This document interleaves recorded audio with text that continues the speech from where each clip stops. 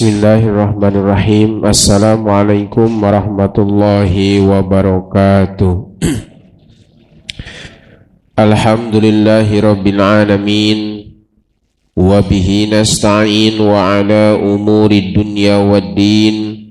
Wassalatu wassalamu ala asrafil anbiya'i wal mursalin wa ala alihi wa sahbihi ajma'in, amma ba'du. Faya ayyuhal hadirun ittaqullaha haqqa tuqatih wa la tamutunna illa wa antum muslimun.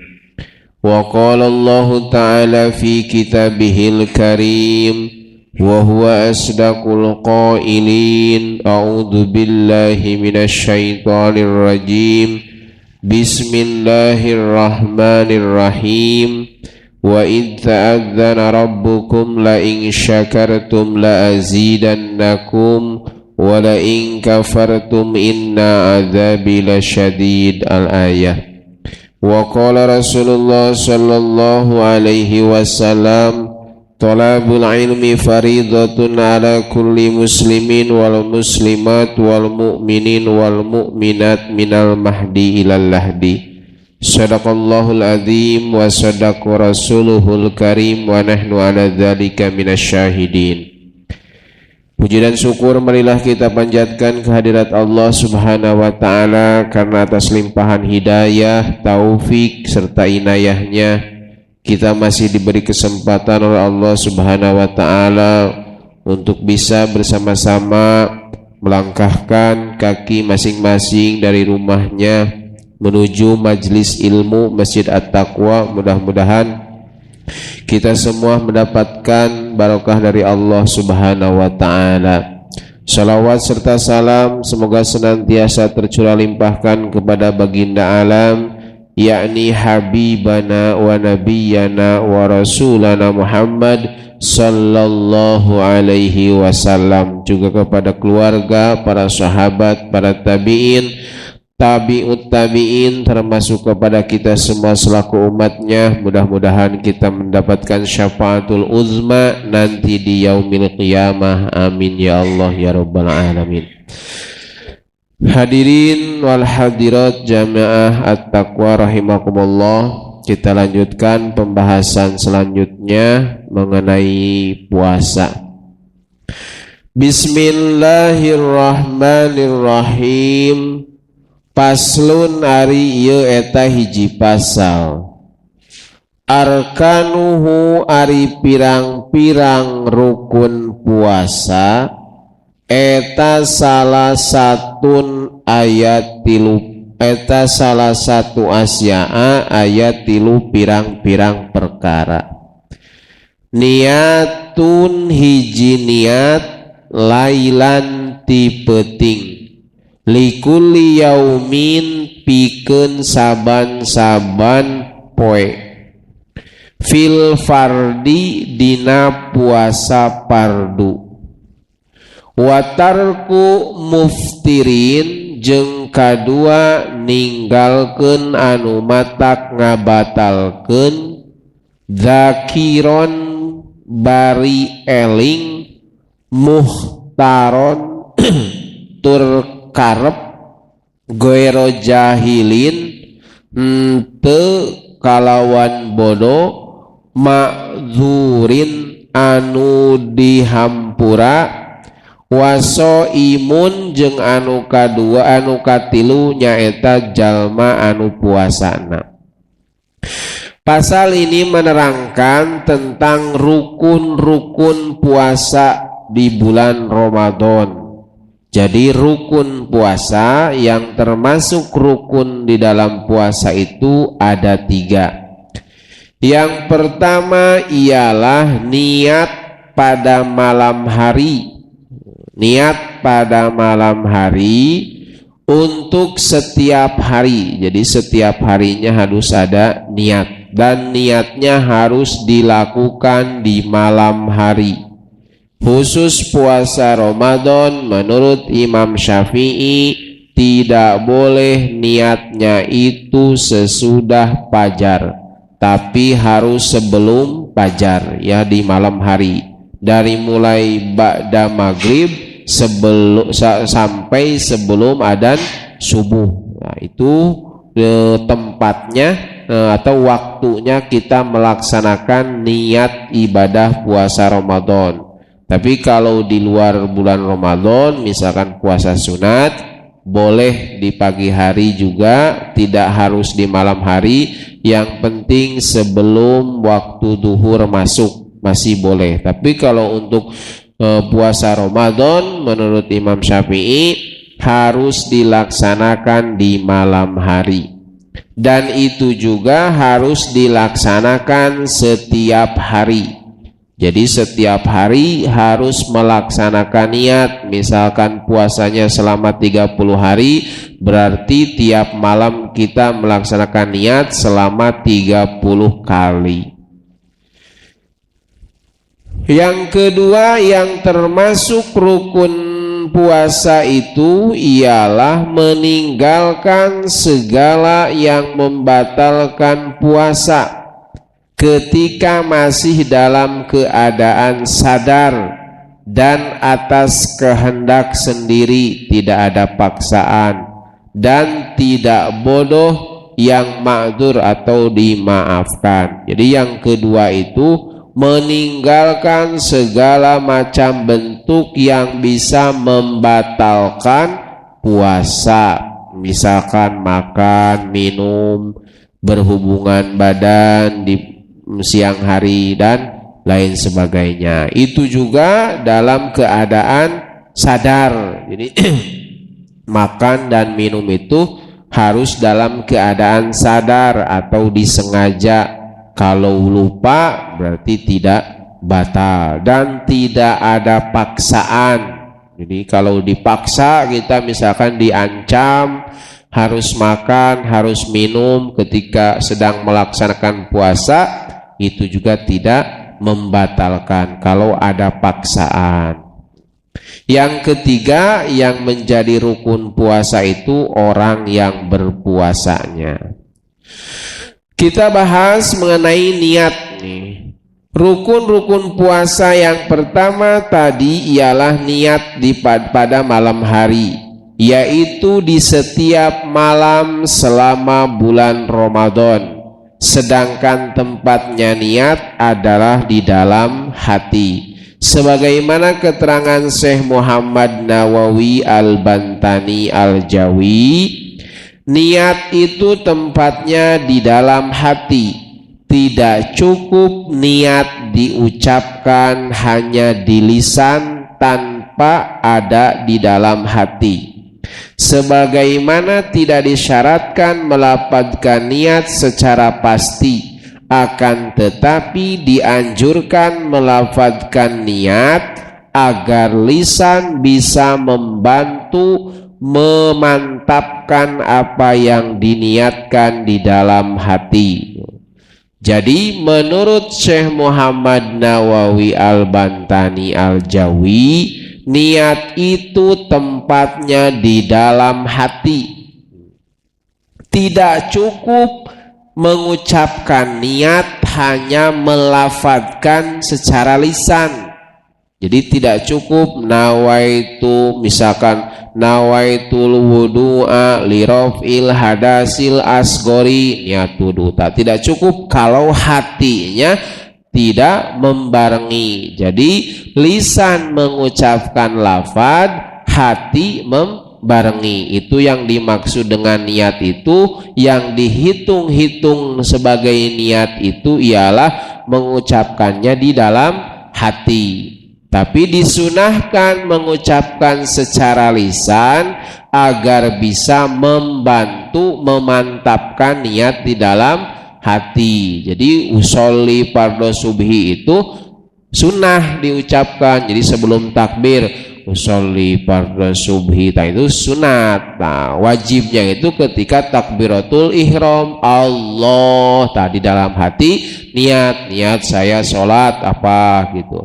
Begitu juga ketika puasa, niatnya itu nawaitu saumagodin yang dipimpin imam biasa setelah sholat taraweh. Nah itu sunat, nawaitu saumagodin. Nah itu sunat. Yang wajibnya itu kita di dalam hati, niat saya puasa tapi di dalam hati. Nah, itu tempatnya niat itu di dalam hati. Lalu menurut Syekh Profesor Dr. Wahbah Al-Juhaili berkata, tempat niat adalah di dalam hati, tidak cukup dengan lisan saja secara pasti, tidak disyaratkan melafadzkan secara pasti, akan tetapi menurut jumhur selain ulama Malikiyah disunahkan atau dianjurkan untuk melafadzkan dalam rangka menguatkan apa yang ada di dalam hati. Sama menurut Syekh Profesor Dr. Wahbah juga sama, tidak cukup hanya melafadzkan niat, tapi melafadzkan niat itu dianjurkan atau disunahkan selain menurut ulama Malikiyah tuh. Adapun menurut ulama Malikiyah meninggalkan melafadzkan niat lebih utama. Nah, jadi ini yang sering diperdebatkan, memakai usoli dan tidak usoli. Oh, berarti yang memperdebatkan jangan memakai usoli dia berarti pengikut ulama Malikiyah, sebab menurut ulama Malikiyah meninggalkan lafadz niat itu lebih utama, sedangkan menurut ulama Syafi'iyah, Hambaliyah dan Hanafiyah melafadzkan niat lebih utama. Nah, itu jadi ada dasar orang yang nggak usah pakai usoli, terus sunat pakai usoli. Nah, itu ada dasar, dua-duanya benar. Lalu yang kedua tadi meninggalkan atau menahan diri dari segala yang membatalkan ibadah puasa. Nah, ketika dalam kondisi ingat, bisa memilih, tidak ada paksaan dan tidak bodoh yang dimaafkan. Hal ini mengacu pada hadis sahih Nabi yang menyatakan, barang siapa tidak dapat mengendalikan muntah sedang ia berpuasa, maka ia tidak harus mengkodok.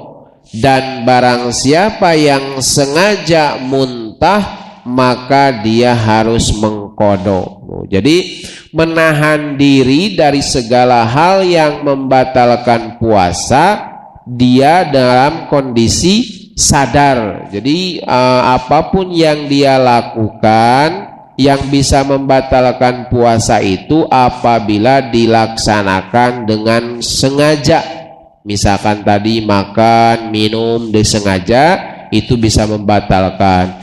Atau muntah, nah muntah itu juga kalau disengaja bisa membatalkan, tetapi kalau tidak disengaja tidak membatalkan. Sebagaimana tadi dasarnya sabda Nabi, barang siapa yang tidak bisa mengendalikan muntah sedang ia dalam keadaan berpuasa, maka dia tidak perlu mengkodok atau tidak batal. Tetapi kalau dia sengaja muntah, maka dia harus mengkodoknya karena dia membatalkan puasanya. Kembali lagi ke niat, hukum niat ada yang mengatakan setiap hari, sebagaimana tadi menurut madhab Imam Syafi'i, niat itu harus dilaksanakan di malam hari dan harus dilaksanakan setiap hari. Tetapi ada juga madhab yang mengatakan bahwa hukum niat itu bisa dilaksanakan hanya sekali untuk 1 bulan penuh.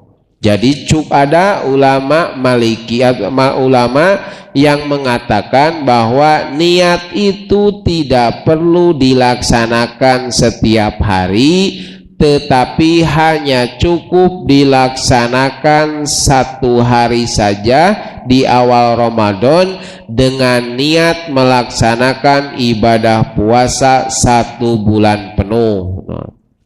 Ini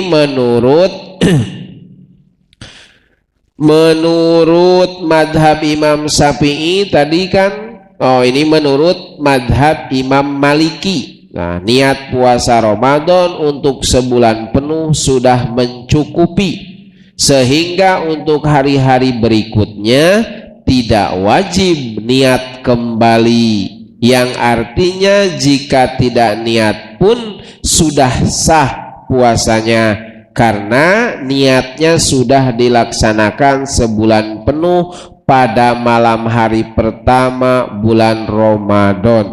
Jadi bahaya kita meninggalkan niat atau lupa menurut madhab Imam Syafi'i apabila kita lupa tidak niat di malam hari ketika puasa Ramadan, maka pada siang harinya kita wajib menahan diri, artinya tidak boleh berbuka, puasanya tetap harus puasa.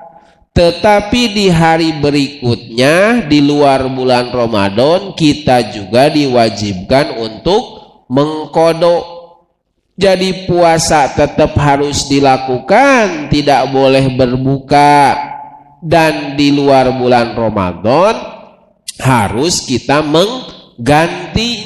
Jadi bahaya kita lupa akan niat itu ialah puasa tetap harus dilakukan, tidak boleh batal, dan di luar bulan Ramadan kita harus mengganti. Nah, makanya menurut para ulama boleh kita bertaklid kepada Imam Maliki. Di hari pertama kita niat dulu 1 bulan penuh untuk jaga-jaga. Jikalau di hari-hari selanjutnya kita lupa akan niat, jadi di hari pertama kita niat dulu 1 bulan penuh dengan taklid kepada Imam Maliki, lalu dilanjutkan lagi niat untuk 1 hari 1 hari. Nah, di hari berikutnya apabila kita ingat tetap harus melaksanakan niat, dan apabila kita lupa kita tidak perlu mengqadha di hari berikutnya karena sudah melaksanakan niat untuk 1 bulan penuh. Nah, jadi antisipasinya kita ialah melaksanakan dulu niat 1 bulan penuh, lalu sesudah itu diikuti dengan niat setiap hari, yaitu 1 bulan penuh itu jaga-jaga apabila di hari-hari berikutnya kita lupa berniat di malam hari untuk setiap harinya. Jadi jaga-jaga agar ibadah puasa kita apabila kita lupa niat itu tetap dihitung sah. Nah, itu kesimpulan dari niat itu tadi. Niat itu dilaksanakan menurut Imam Syafi'i dilaksanakan pada malam hari dan dilaksanakan setiap hari.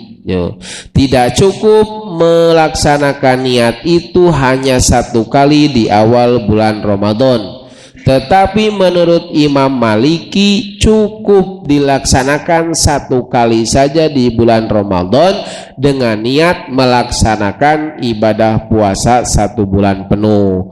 Adapun bagi kita ialah kita melaksanakan niat dulu 1 bulan penuh untuk jaga-jaga apabila di hari berikutnya kita lupa niat setiap hari, dan setiap hari apabila kita ingat kita tetap diwajibkan untuk niat setiap harinya. Lalu ada pertanyaan, di bulan Ramadan seorang muslim wajib hukumnya menunaikan puasa Sementara di sisi lain Islam juga menganjurkan umatnya untuk senantiasa menjaga kebersihan, termasuk diantaranya kebersihan anggota badan. Permasalahannya jika ada seorang yang sedang berpuasa melaksanakan gosok gigi, kemudian dia muntah. Jadi muntah itu batal kalau disengaja. Lalu permasalahannya jika seseorang sedang berpuasa, dia gosok gigi, lalu setelah gosok gigi dia muntah, apakah batal puasanya? Menurut Imam Ibnu Hajar Al-Haytami di dalam kitabnya Al-Manhaju Al-Qawim menjelaskan bahwa syarat sah puasa yang ketiga adalah menahan diri dari muntah. Maka batal puasa seseorang yang dengan sengaja berusaha agar dia muntah, sedang ia dalam kondisi mengerti dan tidak terpaksa, walaupun tidak ada suatu hal yang kembali ke dalam perutnya, karena yang membatalkan adalah pekerjaan muntah itu sendiri, bukan karena kembalinya suatu ke dalam perut. Dan tidak berbahaya atau tidak batal muntah karena lupa atau karena tidak tahu, jika memang udzur dan tanpa adanya usaha. Hal ini mengacu pada hadis sahih Nabi, barang siapa tidak bisa mengendalikan muntah yang tadi sedang ia berpuasa, maka ia tidak harus mengqadha. Dan barang siapa sengaja muntah, maka dia harus mengqadha. Di dalam sebuah literatur fikih, kitab Taqrirat Al-Sadidah juga dijelaskan bahwa muntah adalah makanan yang kembali keluar setelah melewati tenggorokan, walaupun hanya sekedar air. Dan walaupun rasa serta warnanya tidak berubah.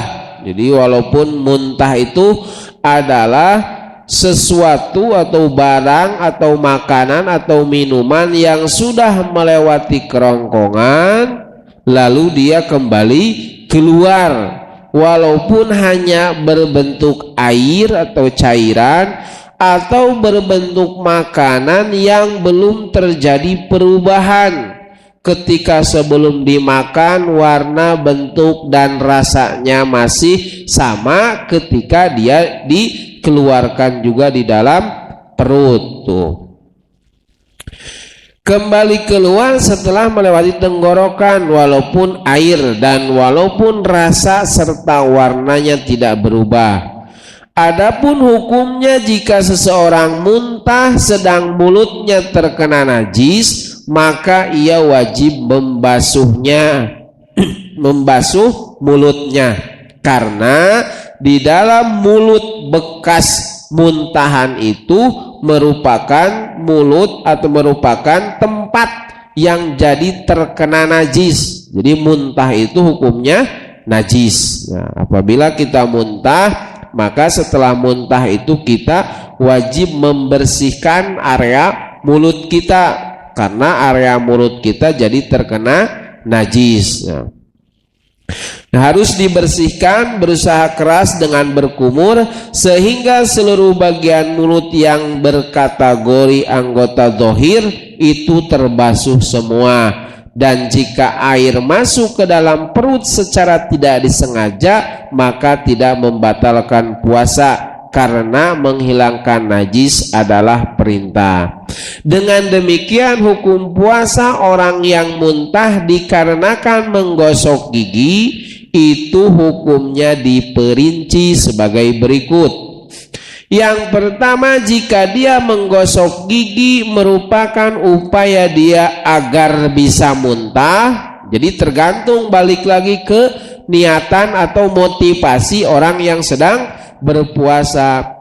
Jadi yang pertama, jika dia tujuan menggosok gigi selain untuk membersihkan gigi, ada motivasi lain, ada tujuan lain agar dia bisa muntah, maka hukum puasanya batal.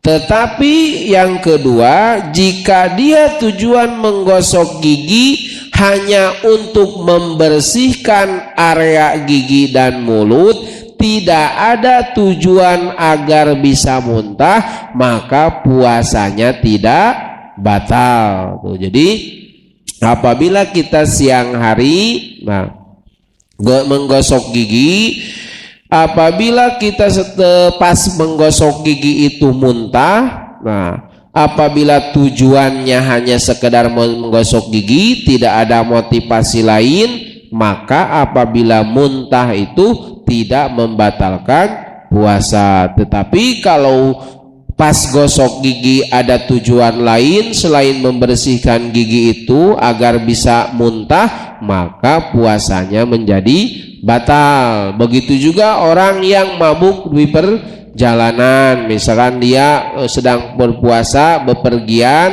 lalu dia mabuk perjalanan muntah, nah itu juga tidak membatalkan puasa karena tidak disengaja. Begitu juga makan minum karena lupa. Ketika bulan puasa, ketika dia pulang ke rumah tiba-tiba minum atau makan, dia tidak ingat bahwa sedang berpuasa, nah itu juga tidak membatalkan puasa. Jadi yang membatalkan puasa itu segala sesuatu yang membatalkan puasa dilakukan dengan disengaja. Nah itu harus poinnya, dilakukan dengan disengaja. Apabila tidak disengaja maka tidak batal. Nah itu mengenai rukun-rukun puasa. Tadi jadi ada 3 niat pada malam hari untuk setiap hari menurut Imam Syafi'i. Sedangkan menurut Imam Maliki cukup dilaksanakan 1 kali aja di awal bulan Ramadan. Yang kedua, menahan diri dari segala yang bisa membatalkan ibadah puasa, dari mulai terbit fajar hingga terbenam matahari. Itu juga dalam keadaan sadar dan tidak ada paksaan. Lalu yang ketiga, rukunnya ialah orang yang berpuasanya. Jadi itu mengenai rukun-rukun puasa. Ada pertanyaan mengenai rukun puasa? Cukup rukun puasa. Nah, ada pertanyaan lagi. Ketika darah haid berhenti di siang hari, ketika perempuan haid dan nifas, maka haram untuk melaksanakan ibadah puasa. Lalu bagaimana ketika haid atau nifas itu berhenti di siang hari? Misalkan hari Jumat sekarang, pagi-pagi dia masih dalam keadaan haid atau subuh, oh berarti dia tidak ada kewajiban untuk melaksanakan ibadah puasa. Lah, tapi sekitar misalkan jam 9 atau jam 10 tiba-tiba si darah haidnya berhenti. Nah, suci lah misalkan berhenti. Nah, apakah wanita yang darah haidnya berhenti di siang hari di bulan suci Ramadan wajib untuk menjaga diri dari makan dan minum? Jawabannya tidak wajib. Tidak usah menjaga diri, tidak usah ikut menahan diri, itu tetap diperbolehkan memakan dan minum, tetapi hanya disunahkan. Nah, jadi ketika perempuan dalam kondisi haid atau nifas tapi pada siang hari tiba-tiba berhenti, tiba-tiba suci, maka disunahkan untuk menahan diri dari makan dan minum. Nah, itu untuk perempuan.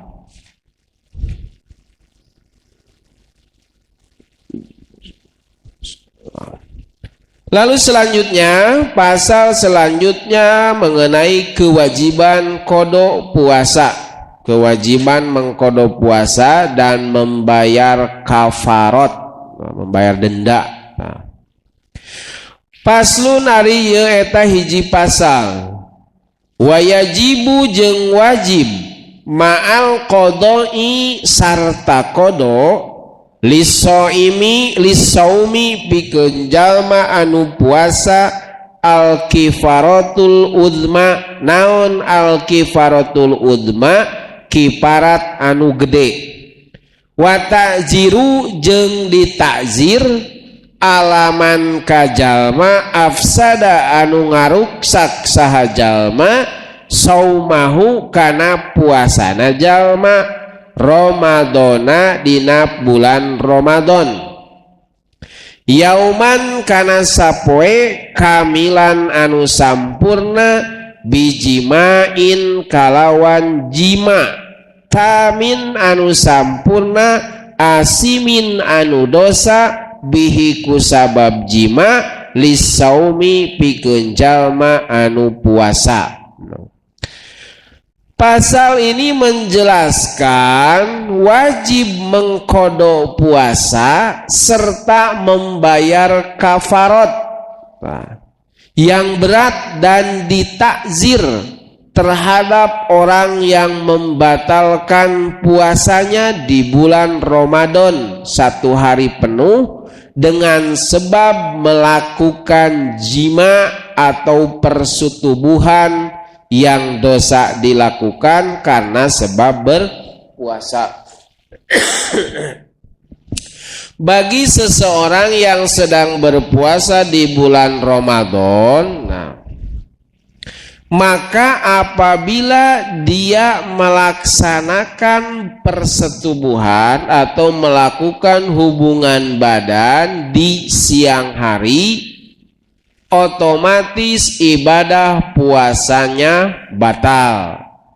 Maka hukumannya selain dia wajib mengqada di hari yang lain di bulan suci Ramadan, dia juga dikenakan membayar kifarat yang sangat besar.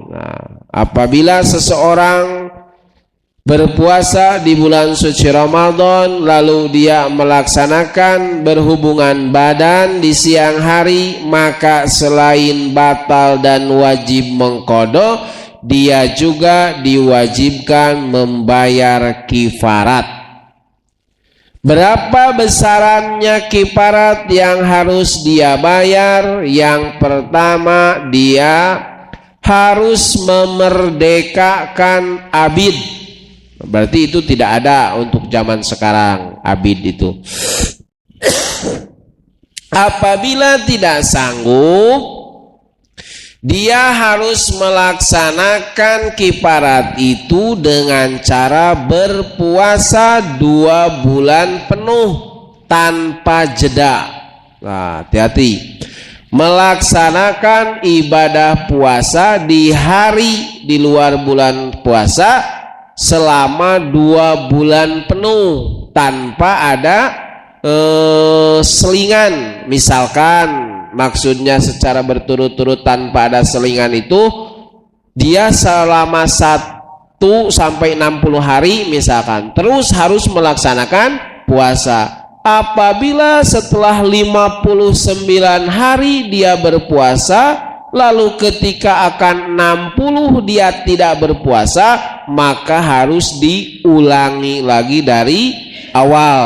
Nah, itu kifarat yang sangat besar untuk orang yang melaksanakan hubungan badan di siang hari ketika puasa Ramadan. Jadi yang pertama, memerdekakan abid. Apabila tidak mampu, dia harus melaksanakan ibadah puasa 2 bulan secara berturut-turut. Tidak boleh terseling 1 hari pun. Apabila terselang 1 hari, maka harus diulangi dari awal. Apabila masih tidak mampu, pilihannya yang ketiga ialah memberi makan 60 orang fakir miskin. Satu orangnya dikasih makanan 1 mud, kurang lebih 3/4 kilogram beras satu orang. Jadi kalau 60 orang tinggal dikali 60. Jadi satu orang 3/4 kilo, satu orang 3/4 kilo, sebanyak 60 orang. Tapi itu tidak boleh kalau misalkan yang pertama mampu tapi kita melaksanakan yang kedua atau yang ketiga, itu tidak boleh. Atau yang kedua mampu kita langsung melaksanakan yang ketiga, tapi harus berurutan. Yang pertama dulu, apabila mampu memerdekakan abid maka harus memerdekakan abid. Tapi apabila tidak mampu maka harus lanjut ke pilihan yang kedua, ialah berpuasa 2 bulan penuh. Nah, apabila tidak mampu juga maka melaksanakan pilihan yang ketiga. Jadi harus tetap dilaksanakan dari yang pertama dulu. Apabila tidak mampu baru turun yang kedua. Masih tidak mampu turun lagi yang ketiga. Tidak boleh kita ujung-ujung melaksanakan pilihan kifarat yang kedua atau yang ketiga sedangkan yang pertama mampu. Begitu juga kita melaksanakan kifarat yang ketiga sedangkan pilihan yang kedua mampu. Jadi harus berurutan. Nah, itu bahaya ketika kita melaksanakan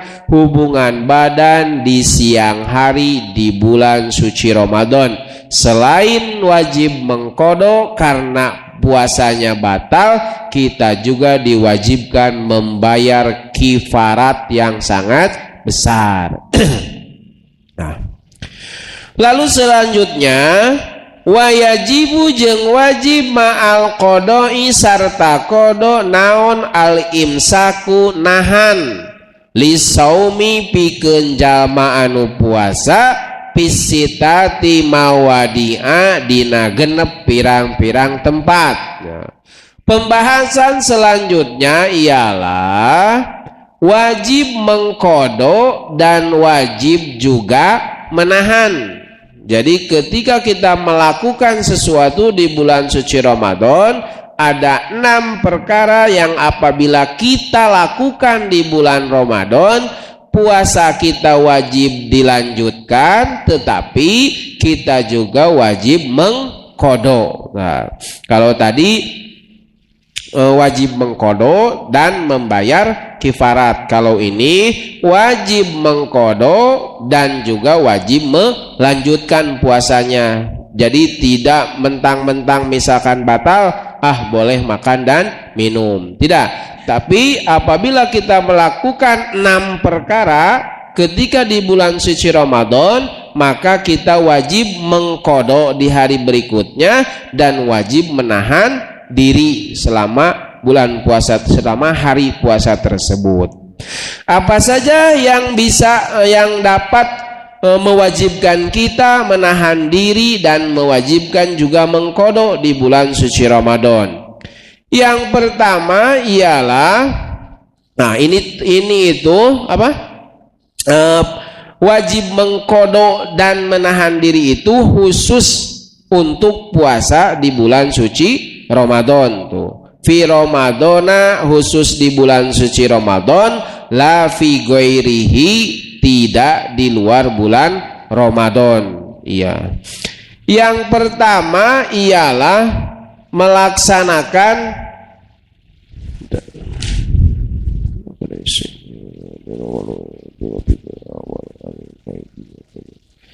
yang pertama ialah khusus di bulan suci Ramadan. Jadi 6 perkara yang wajib mengqadha dan menahan diri itu, yang pertama ialah khusus di bulan suci Ramadan. Jadi kalau di luar bulan Ramadan tidak ada.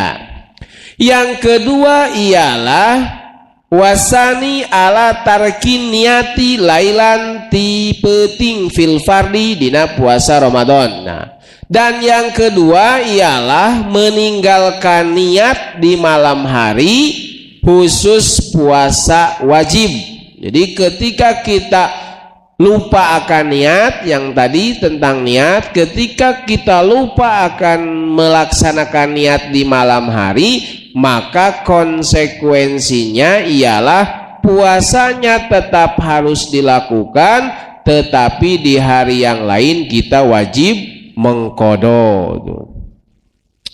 Wasalisu jeung ari anu katiluna eta alaman kajalma tasahoro anu sahur saha jalma donan bari nyangka bako al-laili kana tetepna peuting pabana mangka pertela naon hilapuhu nyulayaanana jalma. Warabiu jeung ari anu kaopatna eta alaman ka jalma aftoro anu buka saha jalma donan bari nyangka al guruba kana surup pabana mangka pertela naon hilapuhu nyulayaanna jalma aidon deui. Wal homisu jeung ari anu kalimana eta alaman ka jalma bana anu pertela lahu ka eta jalma naon yauma salasina 30 poe min Sya'bana tina bulan Sya'ban annahu sanyana eta poe min Ramadana tina bulan Ramadan. Wasadisu jeung ari anu kagenepna eta alaman ka jalma sabaqahu anu ka lepasan maul mubalagoti ka eta alaman ka jalma sabaqahu anu ka lepasan ka eta jalma naon maul mubalagoti cai anu ngabangetkeun min madmadotin tina sabab kekemu wal wastin syakin jeung ngingsrek cai kana dua liang irung. Balik lagi, ada 6 perkara yang apabila dilakukan bisa membatalkan puasa, tetapi kita diwajibkan tetap menahan untuk tidak makan dan minum dan lain sebagainya, dan wajib mengqada di hari berikutnya. Yang pertama ialah khusus di bulan suci Ramadan, bukan di selain bulan Ramadan, terhadap orang yang sengaja membatalkannya. Yang kedua ialah terhadap orang yang meninggalkan niat di malam hari untuk puasa fardu. Nah, tadi konsekuensi lupa akan niat ialah puasanya wajib ditahan, tetapi wajib juga diqada karena lupa niat. Khusus puasa di bulan suci Ramadan atau puasa wajib. Sedangkan puasa sunat itu tidak perlu atau tidak diwajibkan berniat di malam hari. Pada siang hari juga cukup asal belum masuk waktu duhur. Atau misalkan tidak diniatkan di malam hari, contoh puasa sunat kita dari malam hari tidak ada niatan bahwa esok akan melaksanakan puasa sunat. Tetapi ketika masuk misal jam 9, jam 10, ketika belum makan, belum minum misalkan, maka misalkan ada niatan timbul, mau melaksanakan ibadah puasa sunat, nah itu boleh dilaksanakan langsung puasa. Tapi untuk yang wajib, khususnya bulan suci Ramadan, tidak boleh, tapi harus dilaksanakan di malam hari niatnya. Yang ketiga ialah terhadap orang yang sahur karena menyangka masih malam, kemudian diketahui ternyata tidak seperti dugaannya. Ketika dia bangun tidur, misal dia menyangka bahwa masih ada waktu sahur, misalkan jamnya mati, misalkan adzan jam 4:30. Nah, si jarum jam itu masih menunjukkan jam 4 misalkan. Pas dia bangun, dia tidak tahu bahwa jam itu dalam kondisi mati. Lalu dia makan sahur. Nah, ketika makan sahur, tibalah suara iqomah dari masjid misalkan. Jadi berarti dia makan sahur itu sebenarnya sudah masuk waktu subuh. Nah, sedangkan perdugaan dia karena dia salah melihat jam atau misalkan jamnya tidak tahu dalam kondisi mati, dia menyangka bahwa ketika dia bangun itu belum masuk waktu duhur, padahal sebenarnya sudah masuk waktu subuh. Nah, maka hukumnya puasanya tetap harus dilanjutkan kayak tadi, tetapi di hari berikutnya dia wajib mengqadha. Nah, lalu yang keempat, terhadap orang yang berbuka karena menduga matahari sudah tenggelam, kemudian diketahui ternyata tidak seperti dugaannya. Sebaliknya, ketika dia berbuka, dia menyangka sudah masuk waktu maghrib. Misalkan tadi alasannya tidur atau apalah intinya. Yang mudah itu misalkan dia tidur. Ketika dia bangun, misalkan dia menyangka bahwa itu sudah masuk waktu maghrib. Lalu berbukalah dia. Nah, misalkan berbuka. Nah, tetapi sebenarnya kenyataannya waktu maghrib itu belum tiba. Nah, maka ketika dia berbuka itu batal puasanya dan dia wajib menahan sampai waktu berbuka tiba, dan dia juga wajib mengqadha di hari berikutnya. Nah, lalu yang kelima, terhadap orang yang meyakini bahwa hari itu tanggal 30 Sya'ban. Nah, kemudian diketahui ternyata awal bulan Ramadan. Nah, ini menyangkut tentang penetapan bulan Ramadan. Dia meyakini bahwa misal hari Jumat ini masih tanggal 30 Sya'ban, dan dia meyakini bahwa 1 Ramadan itu akan jatuh pada hari besok. Nah, persangkaan dia. Tetapi kenyataannya bahwa hari ini sudah masuk waktu puasa atau masuk tanggal 1 Ramadan. Nah, maka dia di hari ini dia wajib menahan diri dari hal yang membatalkan puasa. Tadi makan minum, tidak boleh makan minum dan lain sebagainya, dan dia juga wajib mengqadha di hari yang lain.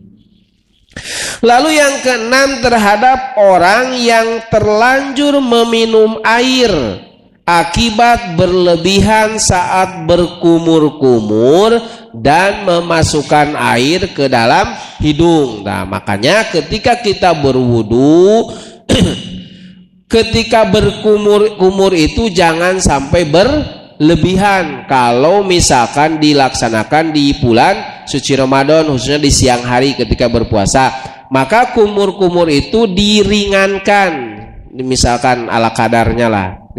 Kumur-kumur terus memasukkan air ke hidung itu diringankan, jangan berlebihan. Konsekuensinya, apabila kita berkumur-kumur atau memasukkan air ke dua hidung kita di siang hari di bulan suci Ramadan, apabila ada air yang masuk, maka konsekuensinya puasanya batal, wajib menahan dan wajib mengqadha itu. Maka hati-hati ketika bulan suci Ramadan, kumur-kumur itu jangan berlebihan, takut ada air yang masuk. Nah, itu tadi konsekuensinya, maka puasanya batal dan wajib menahan selama hari itu penuh, dan dia juga wajib mengqadha di hari berikutnya. Itu diantara pelanggaran atau pelanggaran yang apabila kita langgar di bulan suci Ramadan, maka puasanya batal, wajib mengqadha dan wajib menahan dan juga wajib mengqadha. Nah, ada pertanyaan mengenai ya?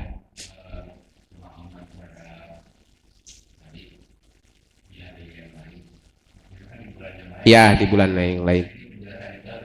Oh ya, ya di bulan yang lain, intinya di setelah bulan puasanya beres gitu. Maksudnya di hari yang lain itu bukan di hari puasa juga, tapi setelah puasanya beres. Nah misalkan berarti Syawal, misalkan Hapit, Rayagung, nah itu dilaksanakan untuk mengkodok puasa yang tadi yang cacat lah istilahnya. Itu benar di setelah bulan puasanya beres. Ada lagi?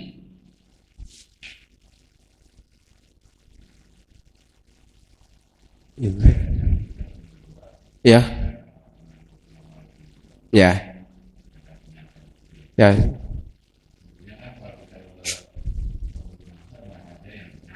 Ya. Ya. Ya. Ya. Ah. Ah. Ya, ya. Nah. Ya, mengenai madhab, ya, itu benar. Kalau bermadhab itu harus berpegang pada satu madhab. Sebenarnya semua madhab yang 4 itu benar. Jadi kita tidak boleh misal, kenapa sih di sini melaksanakan madhabnya Syafi'i, tidak Maliki, tidak Hambali, tidak Hanafi, padahal semuanya benar. Nah, kenapa? Karena referensi atau kitab-kitab yang banyak yang beredar di Asia, khususnya di Indonesia itu banyaknya itu kitab-kitab yang bermadhab Syafi'i. Jadi banyak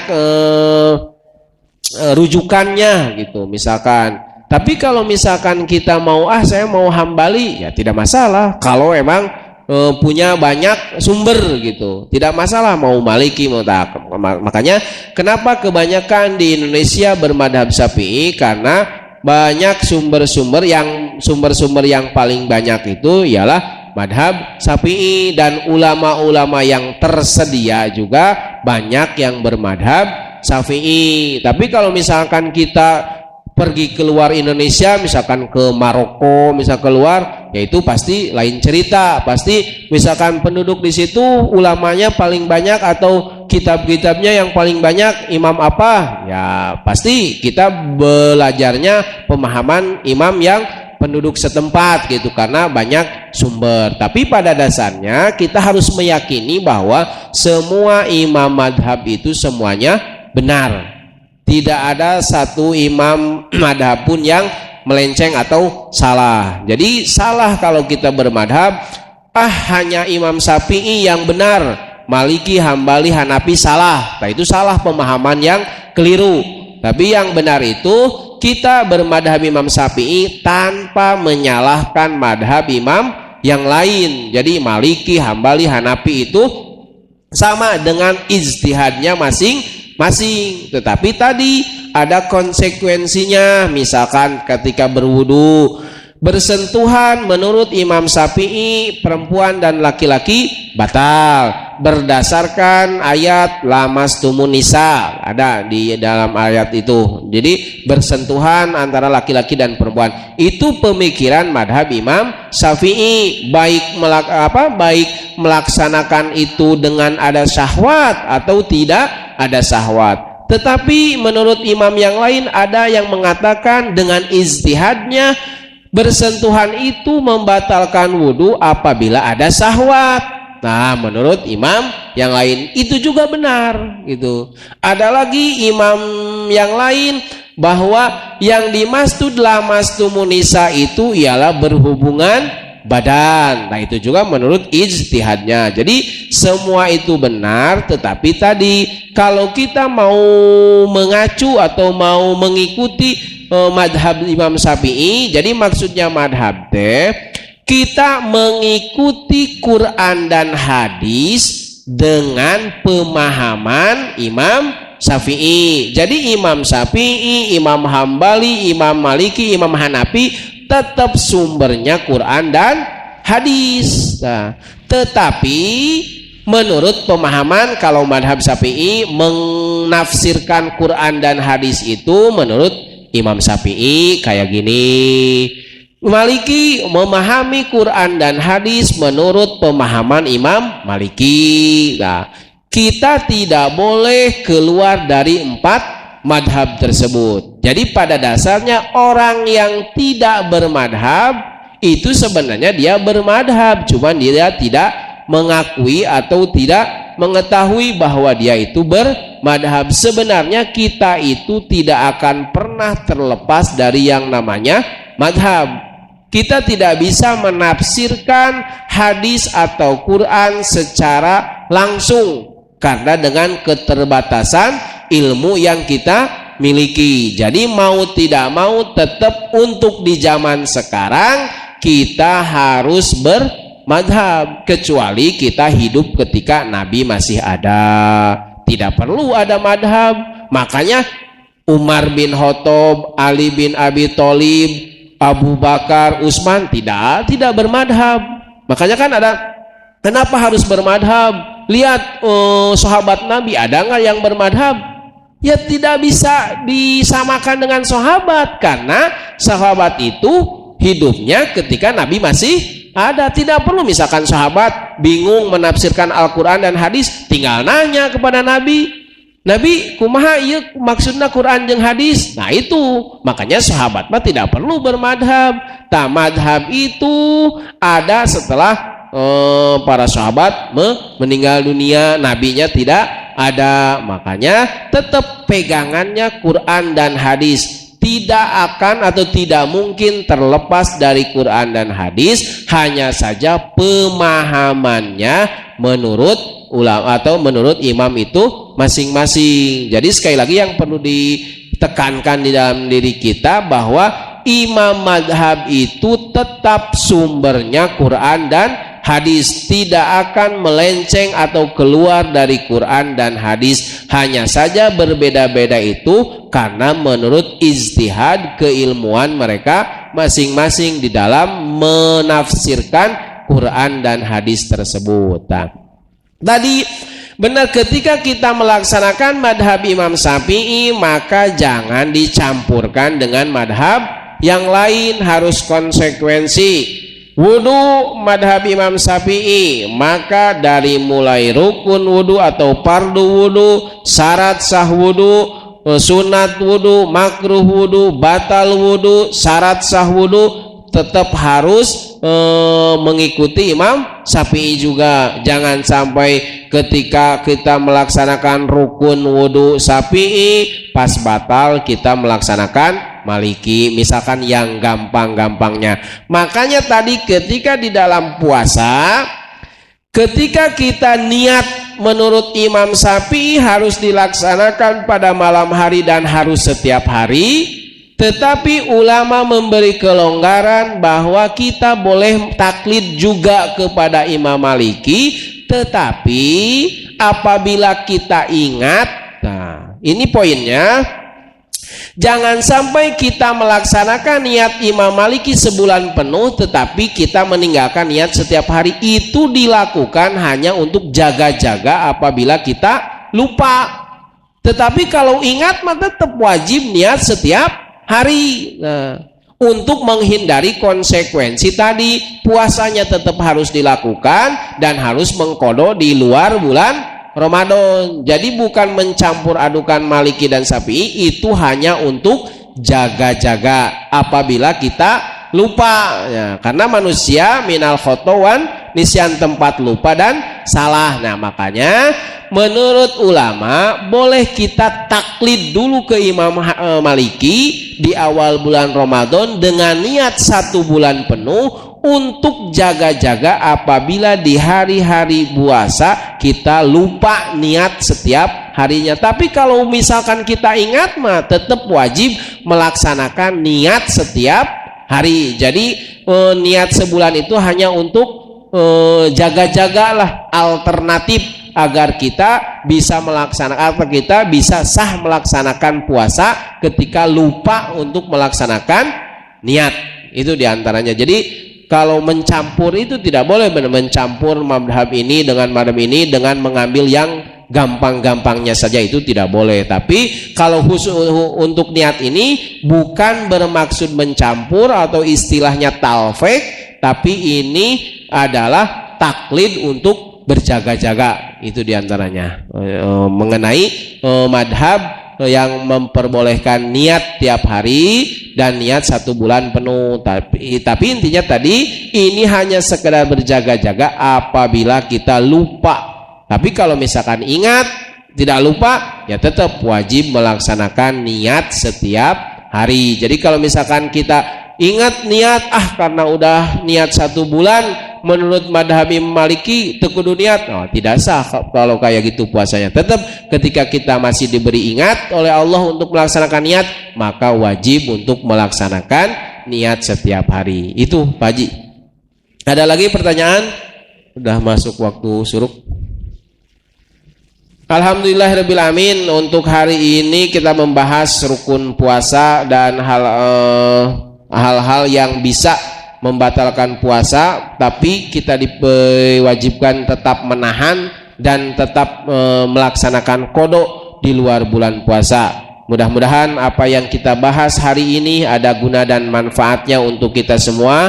Sekali lagi, apabila dalam pembahasan ini ada kebenaran, itu yakin dari Allah Subhanahu wa taala.